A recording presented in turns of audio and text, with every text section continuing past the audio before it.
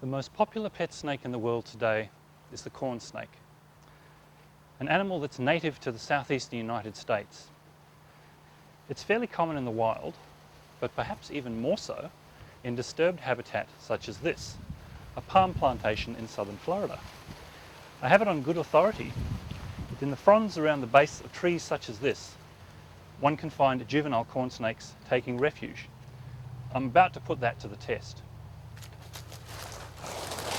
Looks quite promising down here amongst these fronds, but there is a shed down here, and in fact I have a feeling that there may be an animal lurking nearby.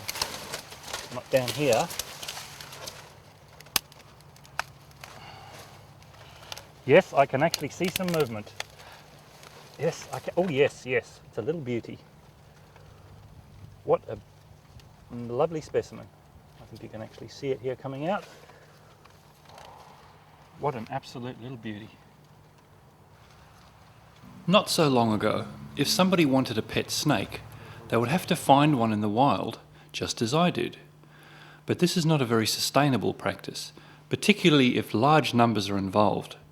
But luckily this is no longer necessary, as they are now freely available as captive-born and even designer animals in an industry worth millions of dollars worldwide. Welcome to Reptilemania.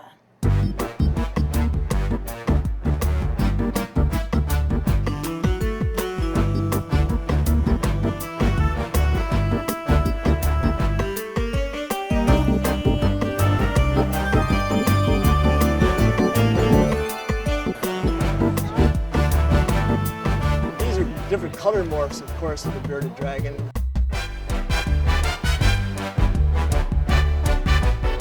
These are just a few of the varieties of the dozens and dozens of types of corn snakes which are available these days.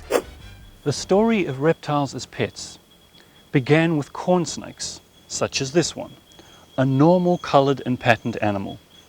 So how then did we get from an animal that looks like this to one that looks like this? A patternless, essentially white animal. To find out, let's go back to where it all began. Well, when I was a real young boy, I wanted to be an entomologist, and I collected butterflies and moths and insects. And one evening in the Carnegie Library in Johnstown, Pennsylvania, I happened to pick up Raymond Lee Ditmar's Reptiles of North America. And up until then, I was deathly afraid of snakes, and almost overnight, I lost that fear of snakes and started to look for the snakes. Burns' newfound interest in reptiles wasn't always appreciated by his classmates, which was typical of attitudes towards reptiles and particularly snakes in the 1950s. I had started to go to herpetological conferences, and I met Max Hensley, who was professor of herpetology at Michigan State, and he was gathering together some material to write a little paper on albinism in North American reptiles and amphibians. He found out there was a living albino corn snake in the Children's Museum in Charlotte, North Carolina. And so Max knew about our raising snakes. It was a male. I put it in with several females that were breeding age, and they promptly bred. So we had a whole bunch of baby corn snakes that we thought carried the gene for albinism. I really forget now whether I bred them with each other or back to one of the females. I probably did both in order to demonstrate how that was inherited. And these, and after these breedings, they laid eggs, and these eggs, which should contain some albinos if it was hereditary, began to hatch on August 31st, 1961. I waited and waited. I think quite a number hatched before the first pink nose came out. Sometime after I gave the albino corn snakes away to some of my friends, I forget which one it was, told me that he had been offered quite a bit of money for that snake. And I think it was a couple $100. At the same time, you could buy a normal colored patterned corn snake for about 75 cents from the dealer in Florida.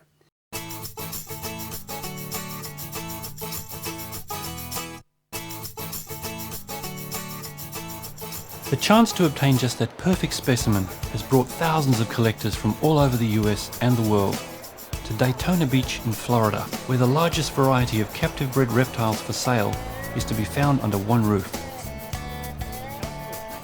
The extravaganza runs for 3 days, and not even the mid-August heat can keep the crowds away.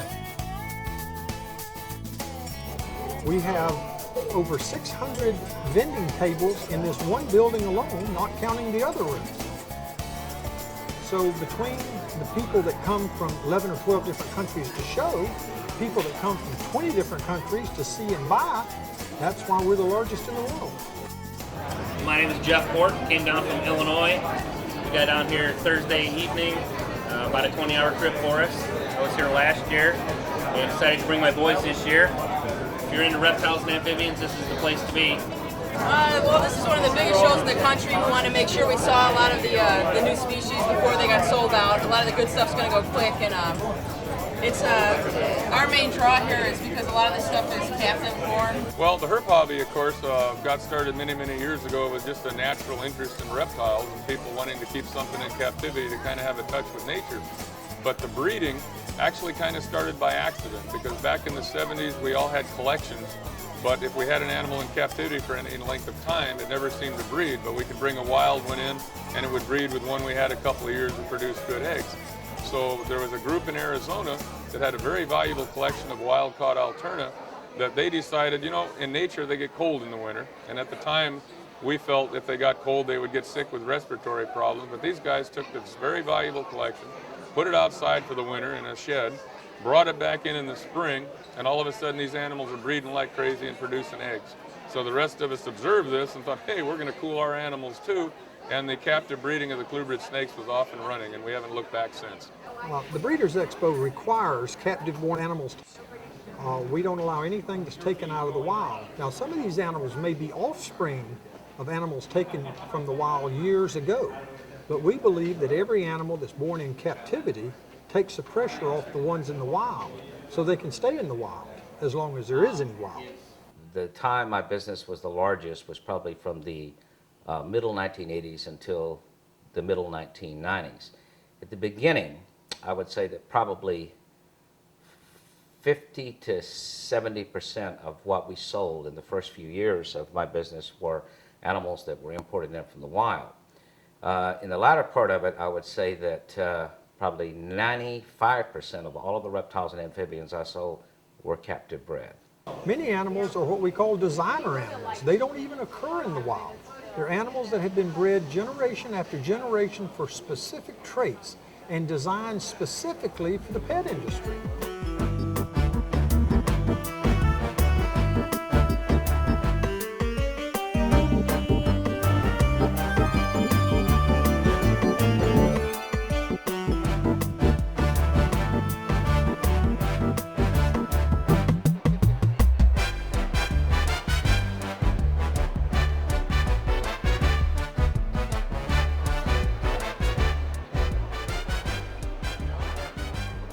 Leopard geckos are one of the hardiest reptiles we have.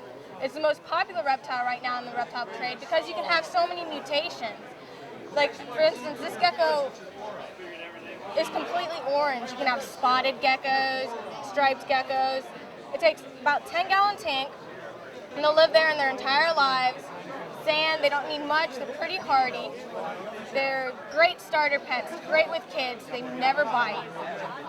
I recommend this reptile to anybody. I've gone to some of the expos where people now have commercialized snakes, and I came home and tell Betty, I said, there are more albino snakes in that one room of various species than every herpetologist ever saw in the wild, all together. I mean, there are albinos. I don't know where the breeders are finding the albinos because it's a relatively rare mutation in the wild. But they are pinpointing them and finding them and producing spectacular albino snakes of species after species after species. This is an albino reticulated python. It's a snake I started working with in '94. All of them are descended from one original animal that was caught in Burma. This happens at the time when the average person of my, let's say the social circles that I travel in, they haven't any idea that all this is going on. So we're working now to breed this type, these colors, into some of the smaller island races of reticulated pythons that might be more manageable for the average pet keeper. A question I get asked all the time is, how do you tell a male snake from a female snake? It's pretty simple, really, with a little bit of practice, and I'm going to show you an illustration in this very good book that will show you the difference between the internal organs of a male and a female. A male has a double organ called a hemipenis, and the probe that I insert will slide in quite a ways compared to the female in this illustration. This is actually a bit easier to do with the assistance of a helper, so I will keep the back end, and I will very gently insert this probe into the base of the tail, kind of rolling it around, seeing just how far it goes. And that's how far it goes, right there, a definite male. This may look painful, but causes no distress. Sexing of babies can also be determined by everting or popping of the hemipenis. Male green tree pythons are equipped with large spurs with which they stimulate females to mate. Copulation can last many hours, after which the male retracts his hemipenis and the pair go their separate ways. Sperm can be stored by the female for many months. The rainforests of tropical North Queensland are home to many interesting species of python. They're found throughout the layers of the canopy, ranging from the ground right up to the tops of the trees. And in fact, some, such as the amethystine python, have a preference for basking at the very top of the canopy in direct sunlight, such as this animal here filmed at Cape Tribulation.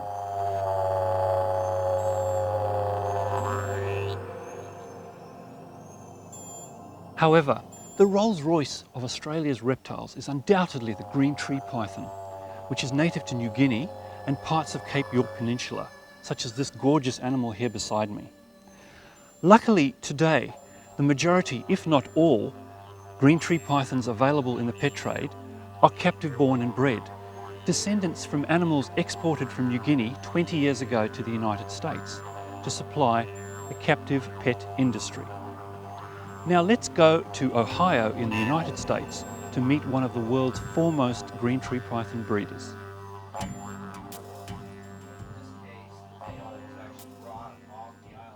This cabinet of shoebox-sized tubs that I raise my babies in. Baby chondros are one of the most fascinating types of small reptiles, and they come in two color morphs, a dark maroon, such as this one, and also a yellow, which I'll show you in a minute. We like to select babies to keep from various clutches that have nice patterning on them. Sometimes we'll look for a reduced pattern animal. Sometimes we'll look for an animal with more of a bold pattern. This is a yellow morph baby. I selected this animal because of the pinstripe as opposed to having a broken pattern.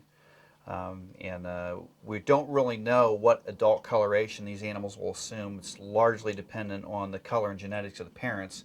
But if we pick out the best looking babies, we often end up with the best looking adults.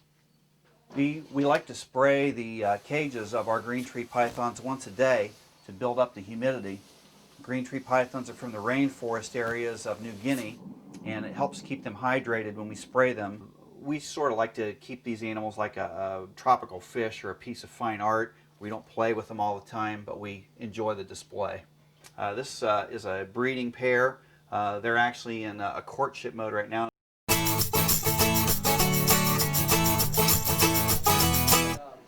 Greg regularly attends the many reptile expos held across America each year, where he sells his baby pythons. Some reptile enthusiasts are so familiar with genetics and what pairings are required to produce a particular colour or pattern that their discussions can be very technical and, for the beginner, somewhat difficult to follow. He produced it from a double het snow to a double het snow. So I mean, it's siblings to like crazy stuff, you know? Look how weird, see how shiny it is, how iridescent? And when it was born, it had an all black tail. The red's just coming in a little bit. It was really weird. At first he thought it was some odd antitheuristic. And look how speckled the stomach is. Isn't that unusual? Its eyes are really weird too. So I come over from the Canary Islands where I own my own reptile park. I have my own zoo there. And of course we're a bit isolated on these islands, so we have to come over to the States. I've worked with lots of endangered species. We have things from small turtles up to Komodo dragons. And my livelihood is, or my life, is to keep and breed endangered reptiles. I've been looking for this little guy. I need a male turtle. And luckily I was able to find a guy who had one of these, an animal native to the United States. And we got a breeding colony going in the Canary Islands, and we needed ourselves a male, and I managed to find myself one here. It's an animal that's becoming rare in the wild, but luckily it's frequently bred in captivity. So these animals, one animal that benefits from the reptile trade. First issue was in October 1993. It was really riding the coattails of success of Jurassic Park. That really is what kicked everything into overdrive. We have a lot of young readers, a whole lot. We have special columns in the magazine devoted to Living with Reptiles is often devoted to young readers.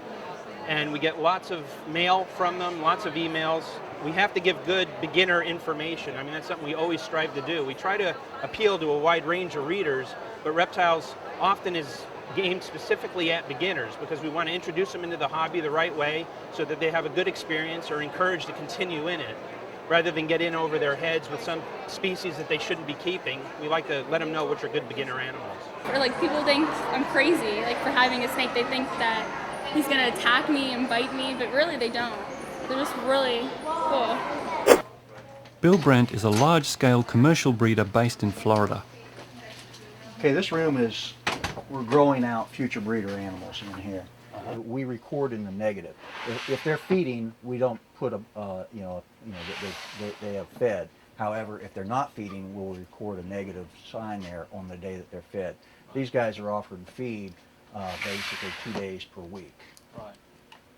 All these cages here are animals that we're holding back for production. We select for animals that come from a high number of eggs in the clutch of the female. We also select for color, but the main thing we select for is production in these animals. And when you look at these things here, you'll see that there'll be a number on this cage. Well, that's actually the number of the female that produced them. And so we can track the lineage. We've got a computer program, which is a database where we can check out how the production of the mother that produced this, or we can take a look at the grandmother that produced these eggs. We found that when we use a vacuum sweeper like this, we can more quickly service the cages.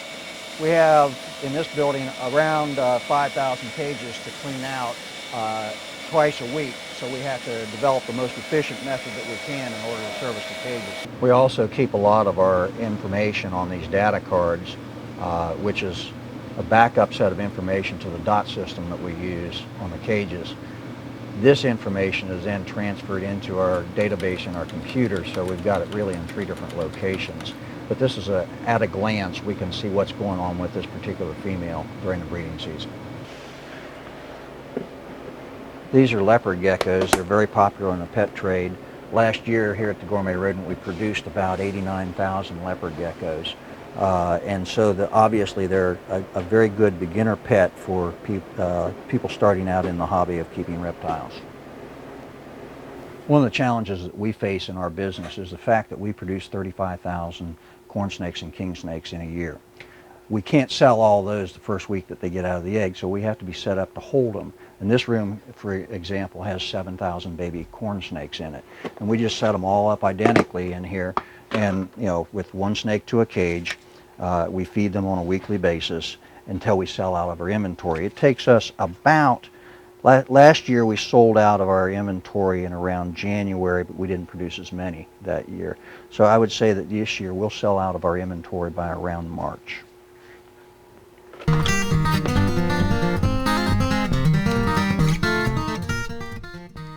Bill supplies a number of pet store chains across America with captive bred reptiles. Distribution is mainly via airmail, which is quick, convenient, and provides a controlled climate where animals don't get too hot or too cold on the journey.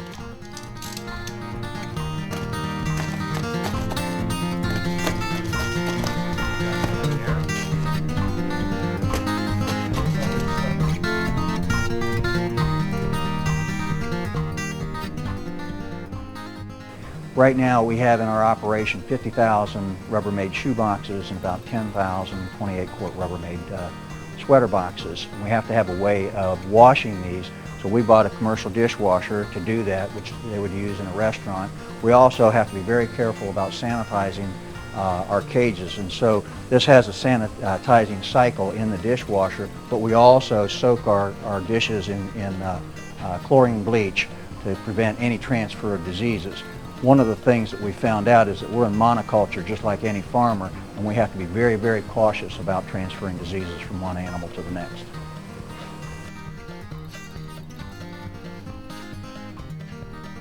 One of the other products that we're working at is bearded dragons. This year we've produced around 3,500 bearded dragons, and what you see here are some of the babies that we're growing out to a certain size before we ship them to the pet stores that we deal with. As you can see, these guys are they're omnivores. They eat both vegetable material, and also we feed them crickets and mealworms. These are some animals that we're holding back for future breeders, additional breeders in our operation. Yeah, these are different color morphs, of course, of the bearded dragon. These particular ones, bearded dragons in themselves have been popular for at least the last 10 years. I've been breeding them for approximately 21 years. I think 1982 we got our first stock from originated in Europe. We brought those in. We bred them for a good 10 years before we ever got any that had any color on them. The original ones came in were gray morphs. They had a little bit of orange around the eyes, maybe a little bit of orange around the lips. Some of them more than others have like real light gray lapels, and some of them have the darker ones. Like this one has really light ones. Even just the normal gray ones, they make great pets. These animals have been really free-range raised outdoors. We bring them to these shows and they sit here. They should be very wild. If they're another type of lizard, they would be off over the fence by now, you know. These are all juvenile crested geckos that are being resized. We don't keep them this dense in the cages normally. We're just putting them here. Then we put them together with similarly sized animals. So Kevin is here working at resizing on these animals. We do this routinely with our lizard species because some of them outgrow the others, and we have to keep them with cage mates that are of similar size. We've got about 9,000 eggs in the incubating room at any given time. We try to keep good records on what we've hatched. These are animals that have just hatched off today. We hatch about 150 to 200 a day. And we try to maintain the temperatures at a set somewhere in the low 80-degree range here. As we set up our eggs, we certainly record all the data on there, that the date that they were laid and set in the container. One of the things that we do is candle our eggs just the way a chicken farmer would candle theirs. And we can see what's going on inside the eggs. You can see that there's blood vessels that are developed in this one, whereas this one here is an infertile egg and nothing's developing in it, and we'll be discarding that egg. Our interest in the reptile business started as a hobby for me when I was 7 years old. I'm 57 now, so it's been for 50 years I've been at it. About 17 years ago, we saw an opportunity to start a small business in our garage, and we called it the Gourmet Rodent, and we bred rats and mice. And from there, we started increasing our business, and of course we could no longer work out of our garage at that point in time, so we moved and built this new house here, and so our business has grown to the point where we now have 60 employees. The reason why I went to California this week was to work on our specials for next year, and in other words, we laid out what we do on a monthly basis. So a lot of times, if I, for instance, when we've done the corn snake special and we've shipped corn snakes, that was all arranged a year in advance. And so that's what I was working on when I went to California yesterday. Much of our sales volume is from frozen rodents.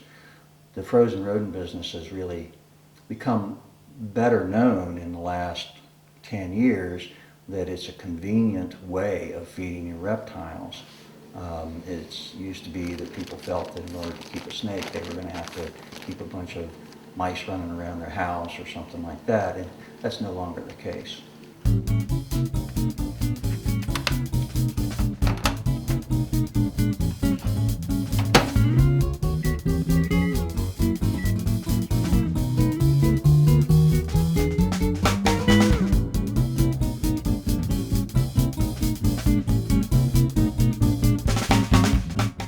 One of the things that I think that many people overlook is the passion that people have for reptiles. The ready access that people now have to captive-born reptiles, which do very well, many of them do very well in the hands of the beginning hobbyists. There are people out there, many young people for the most part, 10 and 12-year-old kids, who have a keen interest in keeping reptiles. This interest and this passion that they come to feel can have a real impact on the remainder of their life. For instance, myself, I feel that I've learned a lot about geography just because I've had an interest in where these different reptiles came from. My friends, I told them that I was going to a reptile show, and I asked them if they wanted to go. They said no. They don't like reptiles, so I just went by myself. But I think it's very cool. I love reptiles. Large-scale captive breeding of reptiles really hasn't been here for more than 15 to 20 years, and in the last 10 to 15 years it's really become accelerated. During that time there's been a real rapid change in the appearance of many of the animals. I think that leopard geckos and corn snakes are clearly domesticated animals now. They're not such that we have real readily identifiable breeds like you could find a St. Bernard and a Chihuahua. You can clearly tell the difference between a wild-type leopard gecko and a captive-bred leopard gecko. You could even, now I can tell the difference between leopard geckos produced by one major breeder and another major breeder. You can see that much of a difference in them. A recent novelty to emerge from the industry is the scaleless snake, such as this scaleless rat snake. Whether these will prove popular as pets remains to be seen.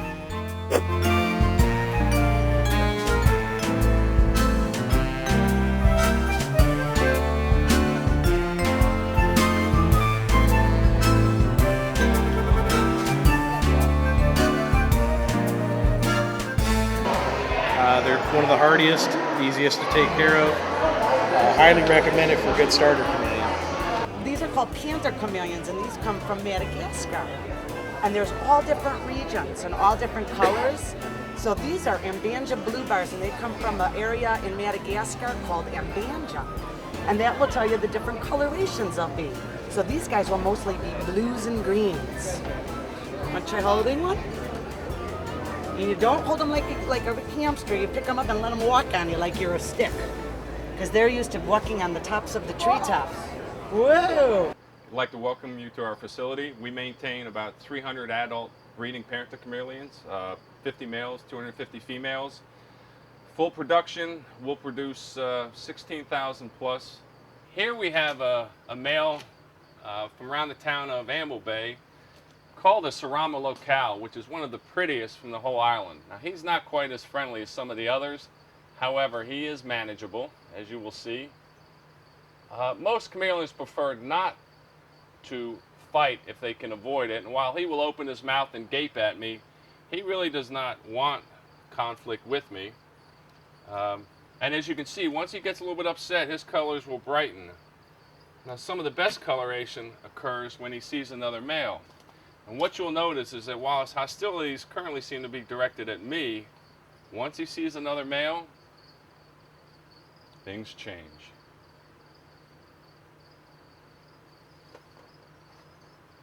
Now let the games begin. As you notice, they will puff out their throats, expand themselves laterally, getting as large as they can, and then with usually less than a minute, the colors will brighten up significantly. These are some of the yellowest found in Madagascar. As you can see, whereas they were concerned with me before, I'm not really the issue any longer. I asked Jim to take me on a tour of his state-of-the-art juvenile rearing facility. This is our juvenile colony, where we'll raise the young panther chameleons, in this case, up to a sellable size. Usually we're holding the animals for about 3 to 4 months. feeding them houseflies and crickets, and then moving them on to the retail customers. Now this particular cage here has 5 Panthers chameleons in it, all from the same clutch. Wow. Hatched out. So you're using fake plants, they're not real plants? That's correct. The real plants are unfortunately too difficult to keep alive. The fake, easy cleaning. The animals don't seem to mind. Occasionally they'll try to eat one of the fake ones, but this particular little critter here is 7 weeks out of the egg, already with some size on it. Oh wow, they are cute. They can jump. Very different coloration to the adults. Absolutely. They won't start showing adult coloration until they're about 3 times this size, usually no less than about 4 to 5 months old. They're even difficult to sex at this size, although I'd have to say from the shape of the nose and the tail that this is likely a female at this point, but I wouldn't want to make that absolute determination yet. She's still got at least 5 weeks to go before we ship her out, and she'll easily be twice the weight when we do send her on her way. They are known to jump when need be. But again, just a healthy critter, and this is probably outside of when we first moved her in her cage. This is the first time she's been handled or disturbed. So she's taking it pretty well. Okay, here's one of our 2 incubation closets. We've got about 3,000 eggs in here at this point. All Panther chameleons. Typically it's about a 6 to 7 month incubation period, and right now the animals in this particular container are hatching. Let's see if we've had any success here today. Oh, I see one now.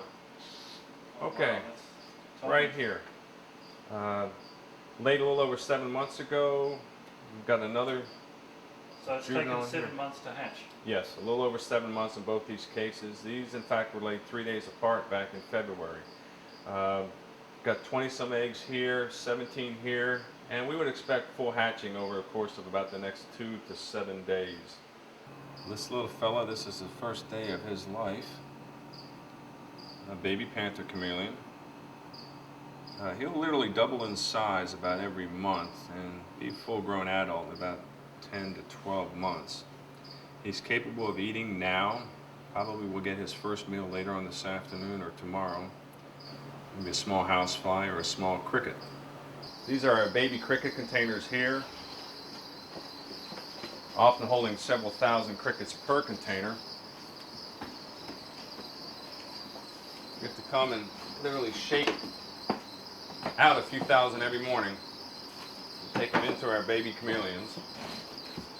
Typically we'll go through the 4,000 or 5,000 juvenile crickets in one day.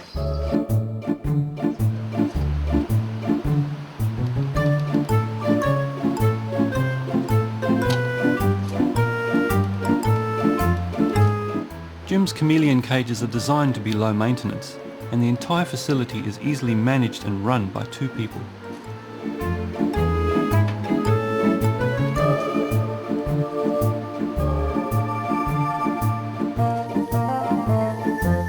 Of course, with the use of the computer and the internet, the ability to exchange information, knowledge, husbandry techniques only gets better, and we think that the business of selling and keeping chameleons is only going to get better as well.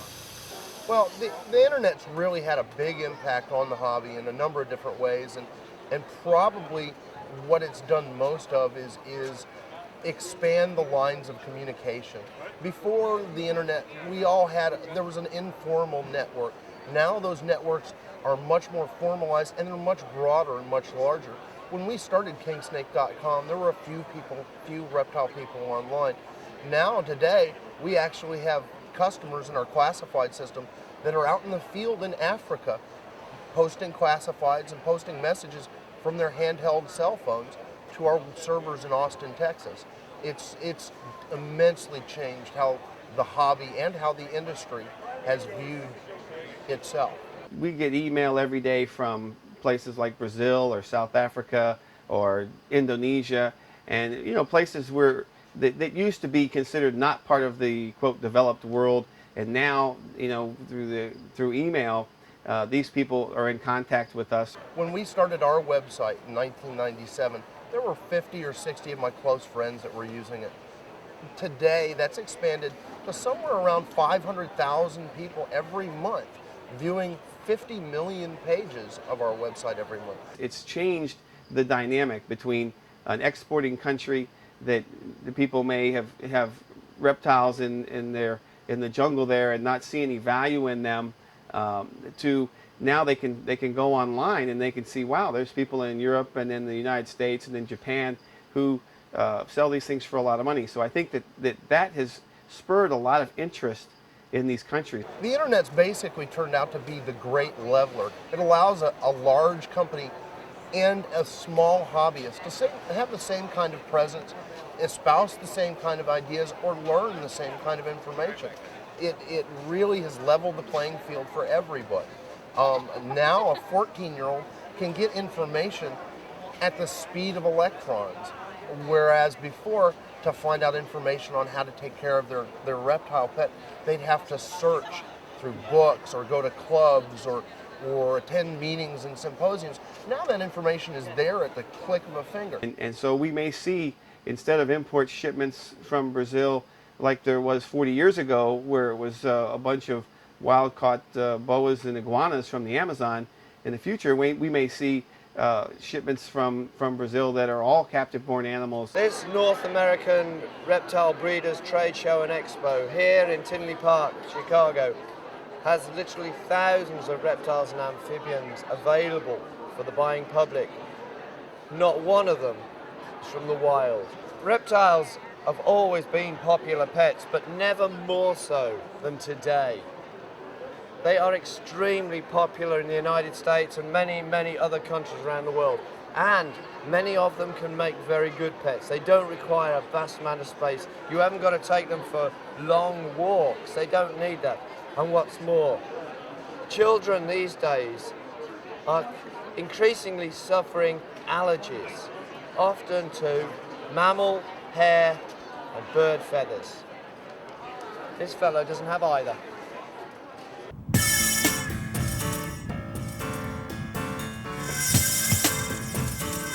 Downtown Chicago is a typical American city where many apartment dwellers keep reptiles as pets.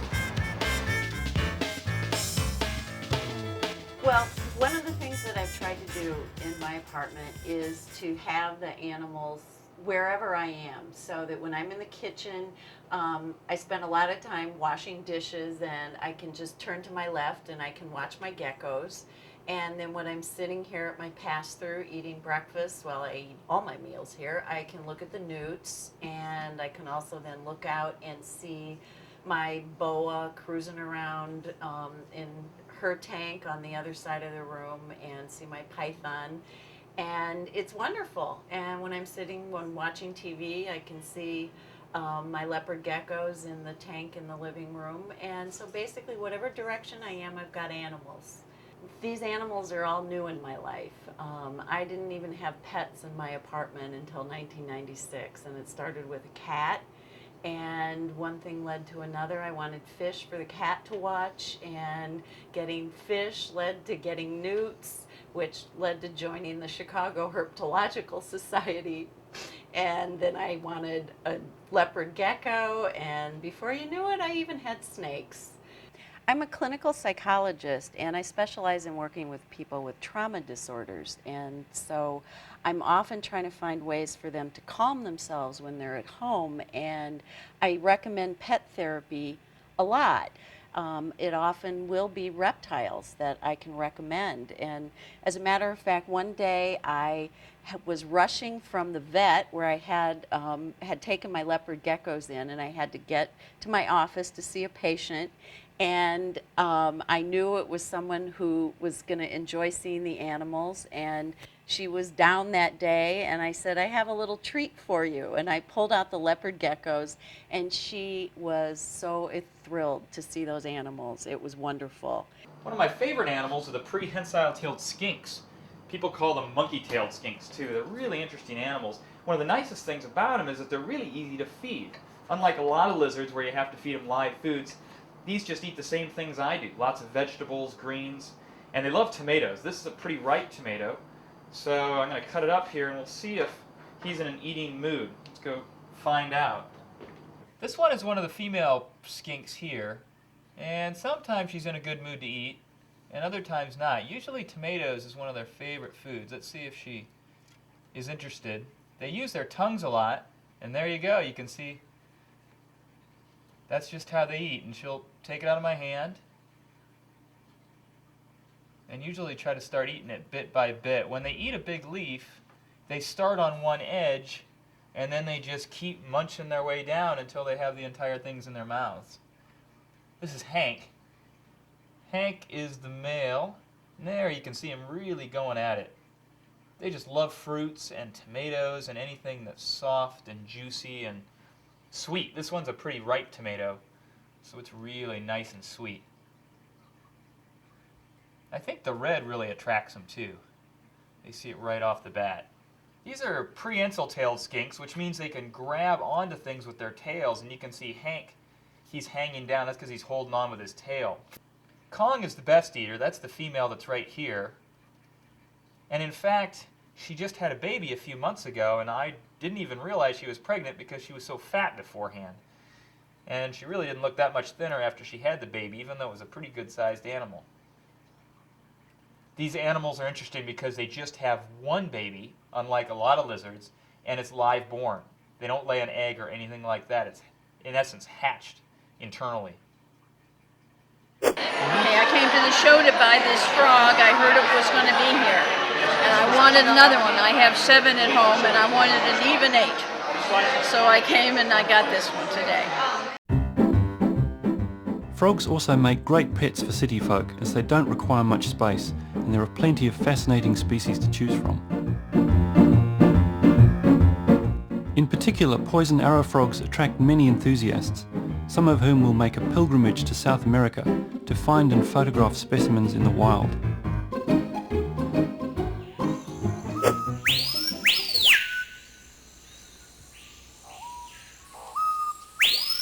To take full advantage of a trip to the Amazon, it pays to enlist the services of a local guide. This will greatly improve your chances of not only finding the particular animal you seek, but you are more likely to see other wildlife as well.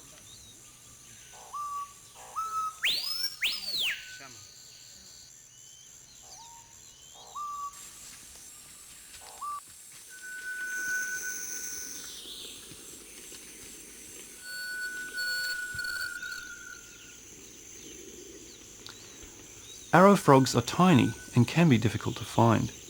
Bromeliads are a good place to look, where frogs are attracted to the rainwater they contain. This Ventromaculatus arrow frog is one of the prettier species.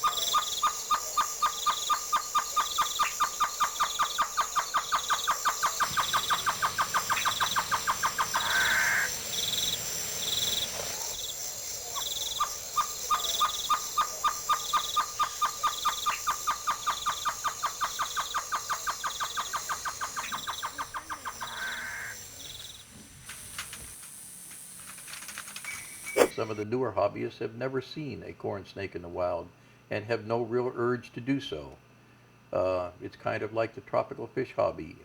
The guppies and the platies are now available in every number that you could and color that you could possibly want to see. And how many of us have ever been to South America or Mexico to find the actual wild animals? Very few. Today there is a trend toward ecotourism, not only in Latin America and Madagascar, but in the United States as well. There are some companies that are coming up to show people reptiles and amphibians. People see them and actually walk away from them. That would be unheard in days gone by. A well-known ecotourist destination is here in the Galapagos Islands, where reptiles have long been a mainstream tourist attraction.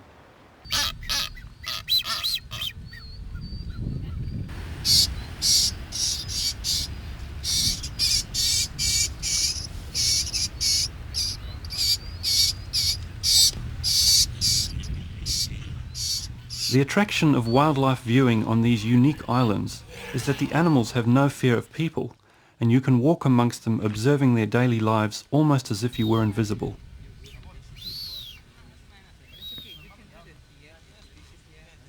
Perhaps not as well known as the Galapagos tortoise is the land iguana, which thrives on the abundant fruiting cacti on the islands.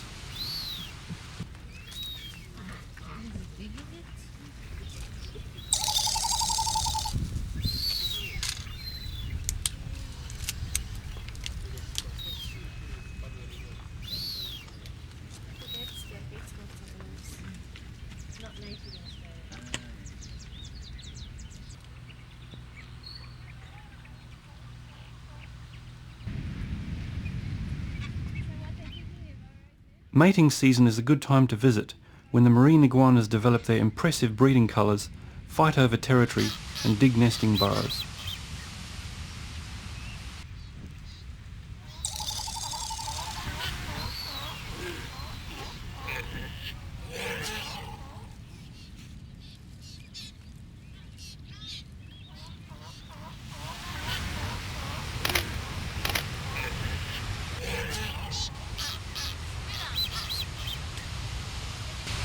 Mating behaviour is interrupted only long enough to grab a seaweed salad every few hours.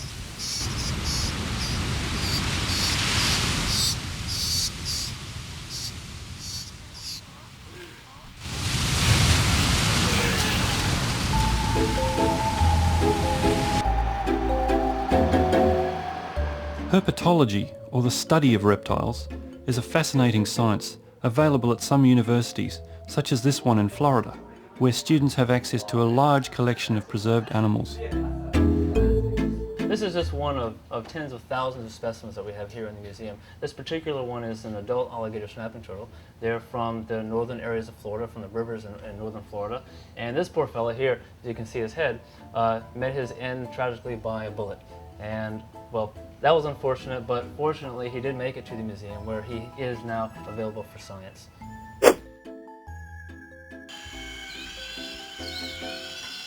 Rainforests are a fascinating location to learn firsthand about reptiles and their ecology. These Australian students on a field trip to Borneo find no shortage of subjects to study.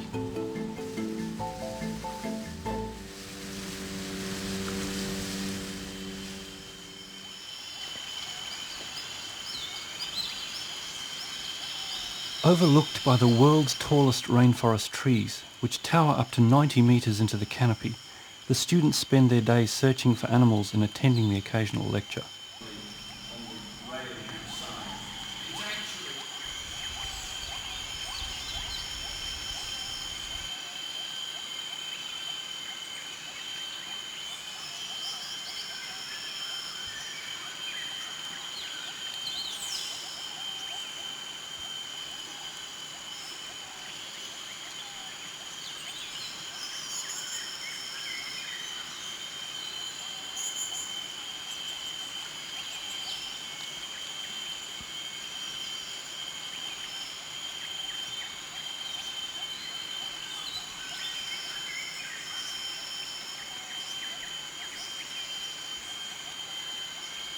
Borneo is well known for its frog diversity, and the jungles around the camp provide the students with more than 20 different species to study.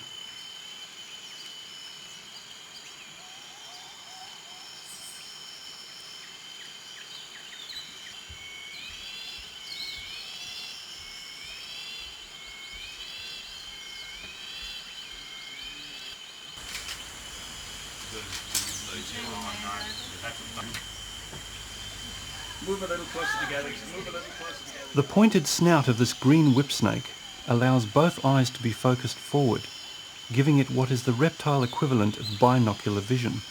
This enables it to judge striking distances to its fast-moving lizard prey with extreme accuracy.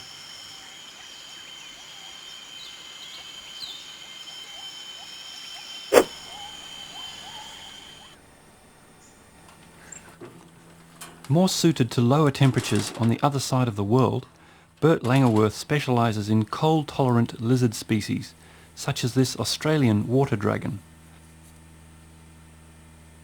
Many of the lizard species are really difficult to breed. There are only a few species which breed readily, but many species like Australian water dragons and like Argentine tegus, you need to do more specific things to breed them. And the best way is to give them lots of space to breed them, but lots of space, if you would need to do that indoors, would be too costly. So I create for them microclimates where they can breed outdoors, and therefore I have to choose from animals that can handle cold weather in the winter. Bert's entire breeding complex was built by hand using recycled materials. Even his feeding costs are kept low, as donations of expired fruit and vegetables are supplied by local supermarkets.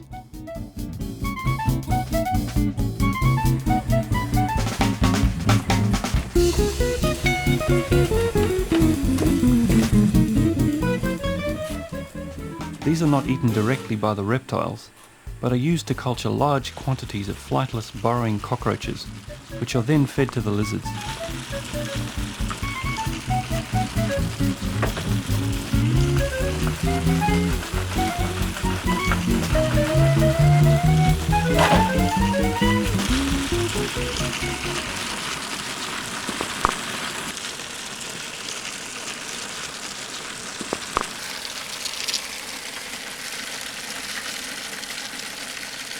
Sometimes we go out with some girls and they ask me then, what are you doing here and what do you for a living? I say, well, my husband and we are breeding reptiles in captivity. And they say, oh and ah. I say, well, this is not so bad. It's just a part of nature.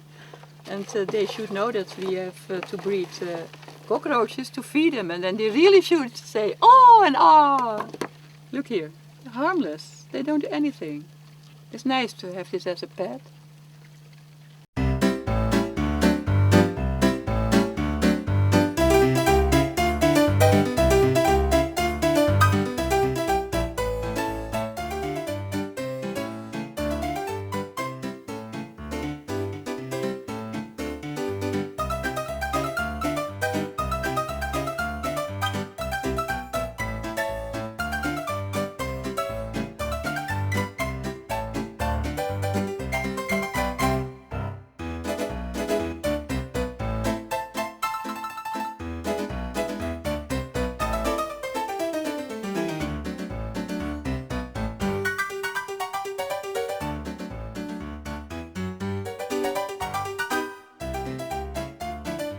The available choice of canned and packaged foods has rapidly grown with the popularity of reptiles.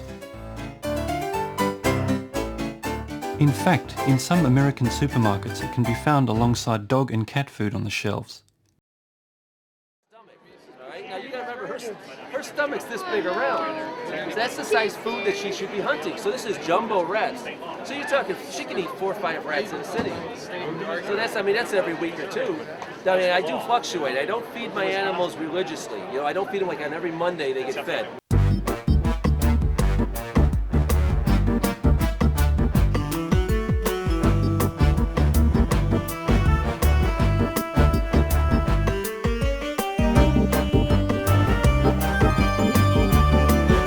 This is a day gecko.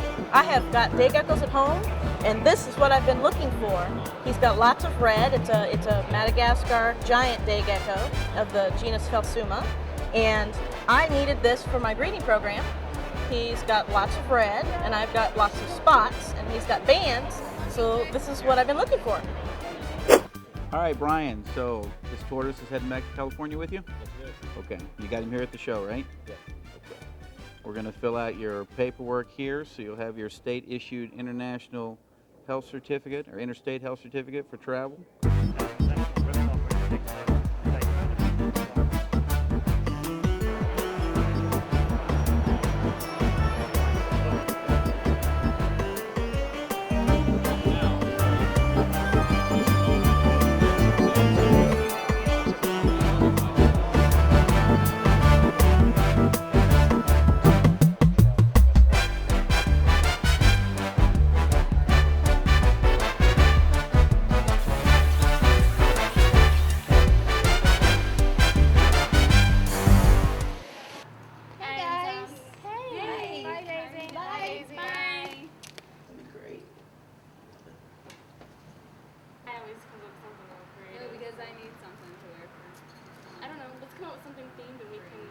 Okay, well, you need to give me a costume because I have nothing to wear, so.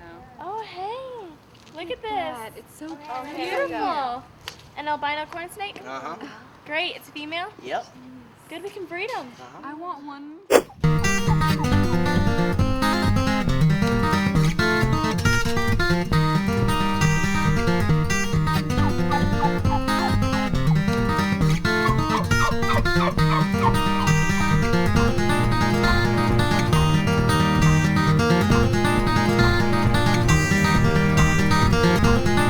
Whoa! Whew, you're a big one. You've been eating all my girls' eggs. I gotta get you out of here. Attitudes towards reptiles, and particularly snakes, have changed a lot in the last few decades. Even in country communities, the old saying, "a good snake is a dead snake," is rapidly disappearing as people begin to see through the stereotypes and irrational fears that have made them one of nature's most misunderstood and unappreciated creatures. Increasingly, large but harmless reptiles such as this Australian Wama python and this North American indigo snake are left peacefully to go on their way, and who knows, one of their relatives may even make you a good pet one day.